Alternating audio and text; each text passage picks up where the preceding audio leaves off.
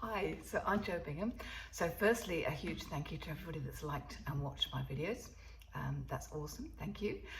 Since doing the last video, I have worked a little bit on my horse's head. So I worked a little bit on the bridle, some of the leather work, and I finished the eye and that bit of the head. And so today we're going to be working on the forelock and how to get it looking realistic and like hair. So enjoy the video. Thank you. Hi, so I've already done the mane down here, and I've tried to achieve the kinks in the mane and also to be able to see individual hairs. I also finished off this section of the head, and I've put the brow band and the strap at the back I've painted, which I will demonstrate in future videos how to paint leather. And today we're going to be painting the forelock. So I'm going to be using two different brushes, because if you notice that there's sort of some broad locks of hair, and there's also very fine hairs right at the outside. There's also two different colours. We've got a sort of raw sienna type colour at the top, and also at the bottom, and then we've got some dark browns and blacks in the middle. So we're going to start off with using a size 4 Princeton, and we're just going to make a brownish mix using Van Dyke brown and burnt sienna and a bit of black, but the ivory black. And they're all of these ones are Daniel Smith's paints. So you make a very watery mix, so to make your initial wash. So what you do is you load your brush up and you just start painting in the area of the hair, starting off right at the top here.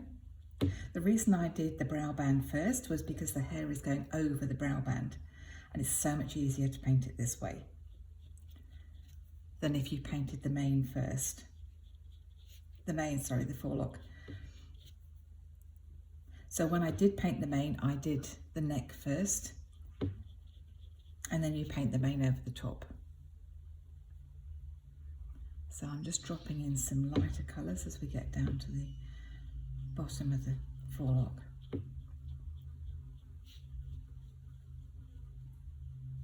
Okay, so now we go to these lighter colours. So we've got burnt sienna and raw sienna at the top here.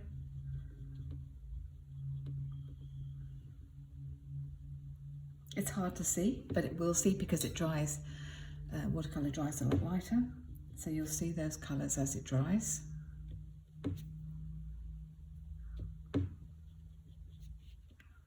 And a little bit at the bottom, and then we're going to put some dark browns and blacks in the middle here. So it is quite wet, so can you see how it's all blurring in the middle? You can't see too many individual hairs in that middle section, and it is drying as I'm painting. It's already drying, so I will just, when I'm doing this, I just keep working on it all in one go. So I'm going to bring those very darks up to about there. So now I'm going to switch my brush. I'm going to go to a number 2. So if you can see, it's a very fine brush with a very fine tip. So it doesn't hold a lot of paint, but it's really great for getting those very fine details, fine hairs at the end.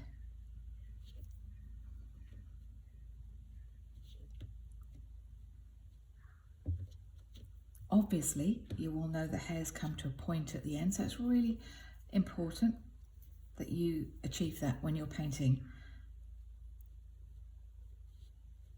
And try and keep the lightness. So don't have your paint mix too dry, because if it's too dry, you won't get the lovely length that you need. And now I'm going to just paint some up here as well. Just a few individual hairs.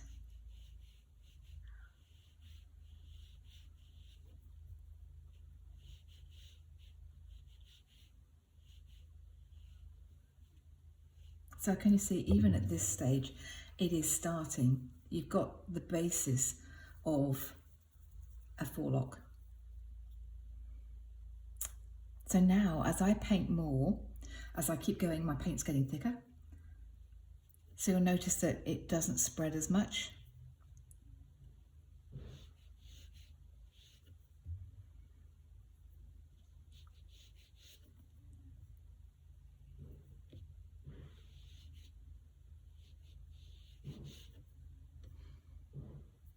So really,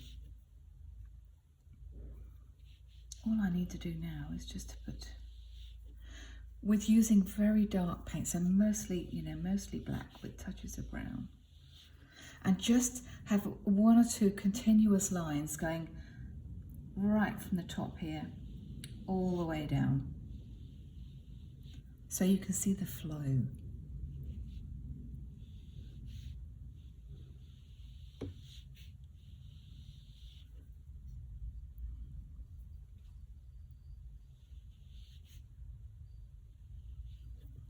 Now I need to put in a little bit. There we go. Oops, that's a bit dark. Just have to lighten that up a little bit.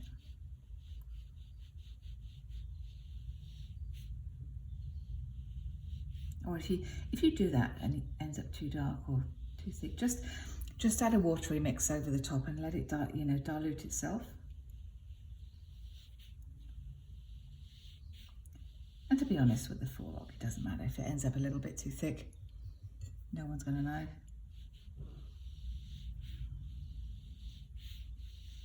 Right, can you see how we're almost there?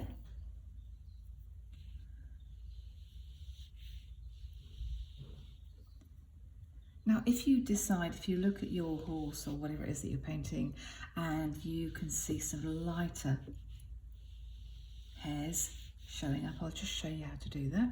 And you don't want too many. Right, before I forget, so underneath you always have shadow. So I'm just going to put, I am going in with black, ivory black. We're just going to put a really definite line down there.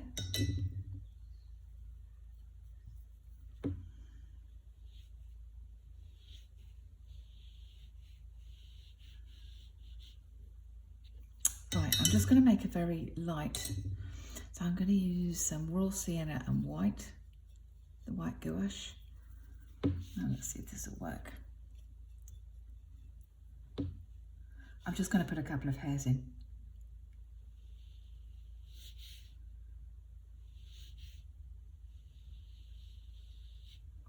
Can you see how it just picks out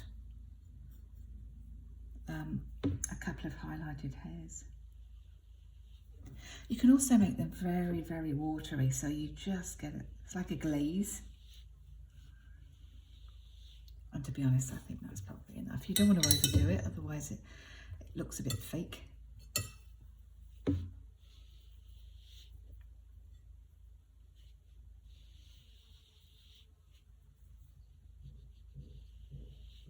Okay. I think that will do for this video. So you can see how you to recap, you put your wash on first with the colours in the different areas. You use a different brush at the end to pull out those finer hairs, and then you put your majority, your paint gets thicker as you go along, so that you can start pulling out, putting those thicker bits of hair in, and with thicker paint it doesn't blur as much. And then you finally put some pale, put some gouache in if you feel that you need it. So can you see now how the hair looks as if it's going over the leather brow band? So you just put your shadow in like that.